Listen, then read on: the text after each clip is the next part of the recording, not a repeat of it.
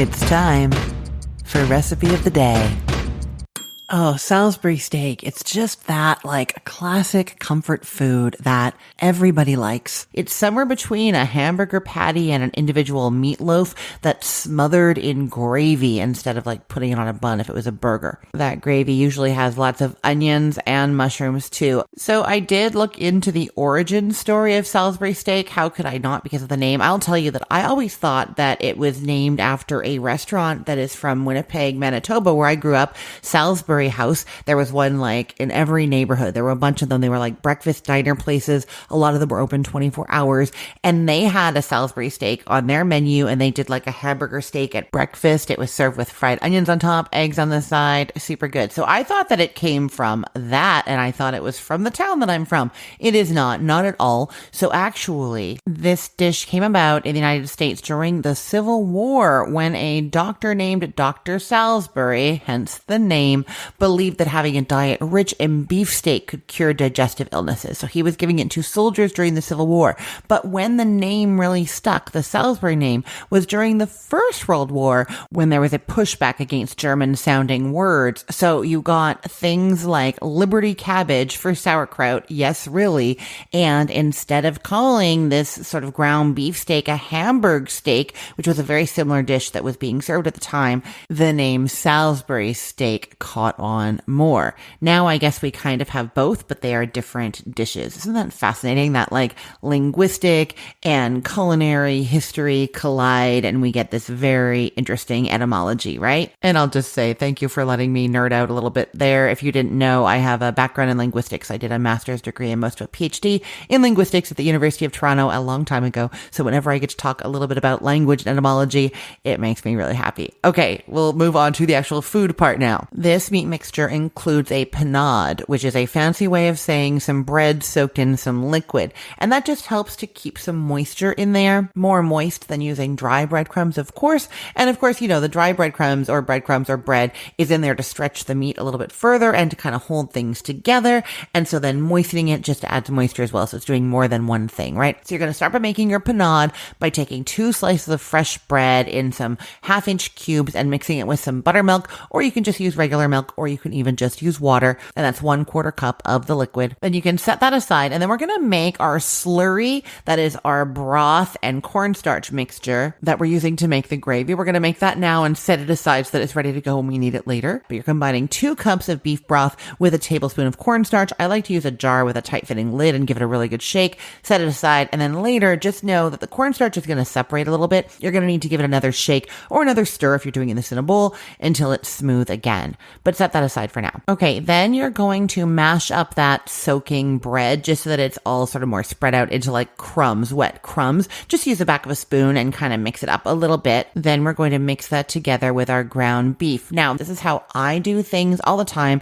Whenever I'm mixing stuff with ground beef, I just find that it allows me to mix a little bit less. And we know that when you're dealing with ground meat, the least mixing you can do, the better, because mixing it too much breaks up those little threads of meat and makes it tougher. So you really want to mix it as little as possible. And this is the technique I use to do that. What I do is I get out a large bowl and I mix together everything other than the beef. So in this case, it's your wet bread that you've smushed up, 1 tablespoon of ketchup, 2 teaspoons of yellow mustard, 1 teaspoon of Worcestershire sauce, 1 beef bouillon cube crumbled. That's very traditional in this dish. I'll just say you want the standard 4-gram bouillon cube here, not an extra large one. If you have granulated bouillon, you're using 2 teaspoons. And if you want to just skip the bouillon cube, just add an extra 1/4 teaspoon of salt to this mixture. And then in addition to those things, you're also adding a 1/2 teaspoon of salt, a 1/2 teaspoon of black pepper, and a 1/2 teaspoon of garlic powder. Mix that all up really good, and then add in your pound of ground beef. So see, now everything else is already fully combined, and you know that for sure.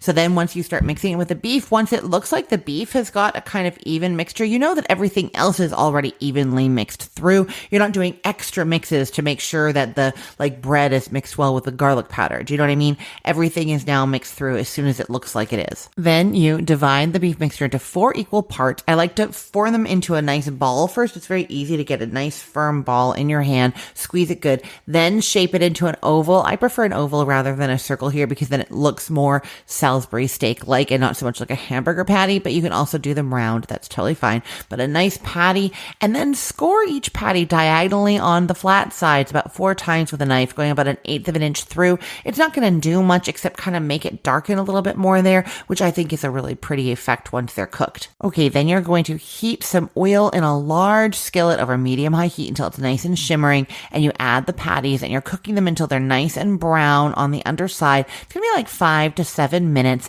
Then flip them over and cook them until they're nice and brown on the other side. And you're going to maybe turn down the heat at some point if it's browning too quickly, and you're just going to flip them every minute or so until the internal temperature reaches 160 degrees Fahrenheit. You can test that with an instant read thermometer or cut into one and make sure that it's the temperature that you want. A lot of people do cook these a little bit less because it's kind of like a hamburger, like a burger patty. Some people like them more medium. You can do that. It's just not considered safe to eat ground meat that is not cooked sort of at a more well done 160 degree Fahrenheit temperature. So I am not going to advise you to undercook them at all. Wait till they get to 160 degrees Fahrenheit or do whatever you think is best if that is different from what I have said. Just don't tell anybody that I told you to do it. Okay, once those are cooked, you can transfer those to a clean plate, cover them with foil, and just leave them there. They're going to stay warm for a little while.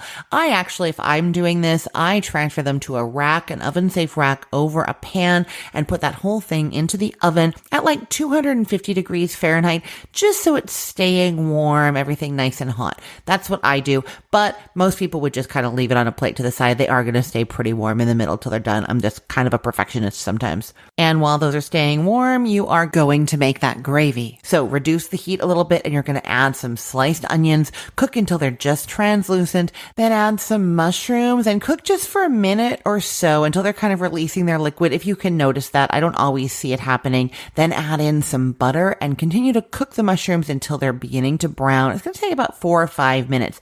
Then there's a little ketchup going in there. Trust me, it's going to taste like diner food, and that is always delicious. Let that cook for about 30 seconds, then reduce heat down to low, and then you're going to give that slurry, your cornstarch and beef stock mixture, a good shake or mix, and then add that to the skillet and scrape up anything from the bottom of the skillet to loosen any tasty bits that have stuck on there. Add a little bit more Worcestershire to that sauce. There was some in the Salisbury steak mixture. There's also some in the sauce. And then you just keep simmering and stirring until it's thickened. Then you take those patties that are staying warm on the counter or staying warm in the oven, whatever you were doing, and put them onto your dinner plates, top with that gravy, and serve. I just know you're going to love this. Retro classics, diner food, always the best, right? I will put the link to this recipe in the show notes for this podcast episode, or you can head to cookthestory.com/ROTD and get it there. Everything there is arranged by date, so it's helpful to know that today is October 21st of 2024. The other place you can get the recipe is in the Facebook group for this podcast. I post the recipe of the day link there every single day, 7 days a week. You can always find it. You can ask questions, see what I'm talking about, see a picture of what it looks like. Everything is there. The Facebook group is facebook.com/groups/recipeotd. I look forward to seeing you there. I'm Christine Pittman from cookthestory.com, thecookful.com, the all new chicken cookbook, and from this podcast, Recipe of the Day. I hope you have a great day. Let's get cooking.